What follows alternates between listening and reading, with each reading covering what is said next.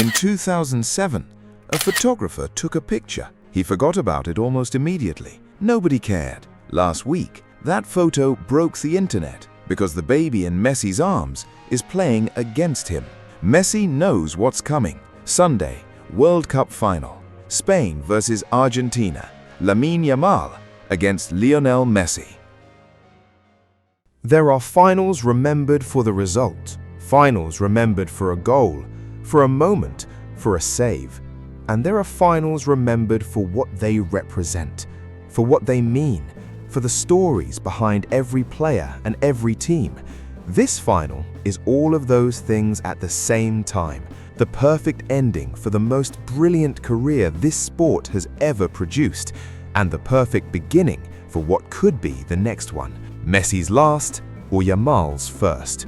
Sunday, New Jersey, one of the greatest chapters in football history gets written. Tactically, this final is the most fascinating style clash modern football can produce. Spain have arrived here as the team that controls everything. Most possession, most territory, most chances created. They settle into the opposition half and carry the weight of the game for the majority of every minute. A recognizable style, a defined identity, executed with a naturalness that only comes from years of work. And we've seen it work against the best. Against France, against Mbappé, Dembélé, Olise. Spain gave them almost nothing. They neutralized the best attack in the tournament with a combination of intelligent possession and an impeccable defense. 1 goal conceded, 7 matches, 6 clean sheets, never trailing for a single minute. That is Spain. Argentina can also control the ball, but what defines this team in this tournament isn't the ball, it's intensity, it's grit. It's that high press that disrupts every opponent's build-up, that physical game that gives them the edge, that mentality of never giving up.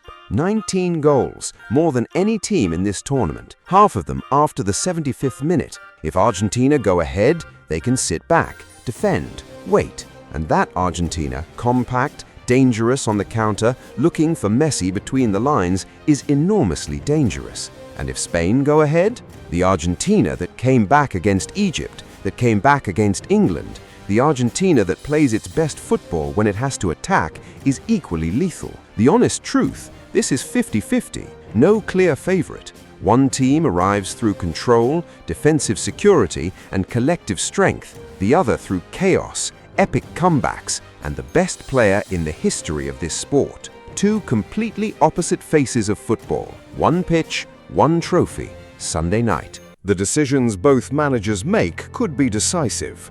For Spain, the team picks itself. One real doubt, Pedri. He hasn't had a good World Cup, far from his best for most of the tournament, but leaving one of the best midfielders in the world on the bench for a World Cup final still generates doubt. It also has to be said the team has functioned perfectly without him. Fabian Ruiz has been extraordinary.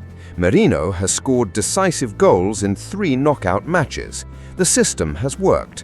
But the temptation to have the best version of Pedri available for the biggest game of his career is enormous. If there's one match that can bring out his best, a World Cup final is surely it.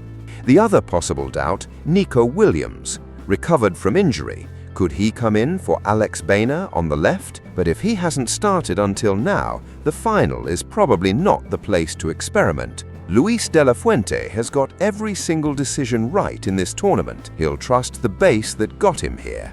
Scaloni's decision is considerably more complicated. Argentina's best moments, the comebacks against Egypt, against England, came when they attacked with more freedom, when Nico Gonzalez or Julian Simeone gave verticality through the channels. But a World Cup final is different. The margin for error is minimal. Leaving yourself exposed against a Spain side that can hurt you with the ball, that's a risk Scaloni may not want to take. My bet, Scaloni returns to 4 midfielders, DePaul back in the starting 11, a more balanced, more compact block, with the experience of people who have already been in a World Cup final and won it. Now, what makes this final something completely unique? The finalissima that never happened. For months, Argentina and Spain accused each other of not wanting to play that match. Argentina said Spain refused. Spain said Argentina made it impossible. A debate that created tension between both federations, one that was never resolved on a pitch. Until now, neither can refuse, neither can make excuses. They'll be on the same pitch with everything they have, chasing the biggest title in this sport. These aren't just two teams. These are two dynasties. Argentina arrived with 5 consecutive finals, 3 consecutive titles, 2 Copa Americas, 1 World Cup, the most dominant international team of the last decade, with the experience of champions nobody else has. Spain arrived with Euro 2024, with the most attractive football of this tournament, with a defense that has conceded just 1 goal in 7 matches, with a collective that has shown it can beat anyone. One team arrives through experience and epic, the other through order and defense, 2 enormous arguments, equally valid, and on Sunday, they finally face each other. And now, what makes this final feel like it was written? 2007, Barcelona, Camp Nou dressing room, a charity calendar organized by the newspaper Sport and UNICEF. A 20-year-old Messi holds a 6-month-old baby. He doesn't know the baby's name. Nobody does. That baby was Lamine Yamal, both left-footed, both from FC Barcelona's academy. Both debuted at a World Cup wearing the number 19. Messi is 39, Yamal is 19, 20 years apart. The final is on the 19th of July. The photo was taken in 2007, 19 years ago.